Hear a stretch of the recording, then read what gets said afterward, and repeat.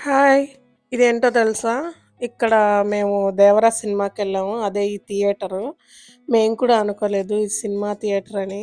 చూసాక కన్ఫర్మ్ చేసుకున్నాం లోపలికెళ్ళి. లోపలికెళ్ళేసరికి మన తెలుగోళ్ళు ఆహ్, చిన్న కెఫేలాగా వాళ్ళే పెట్టుకున్నారనమాట.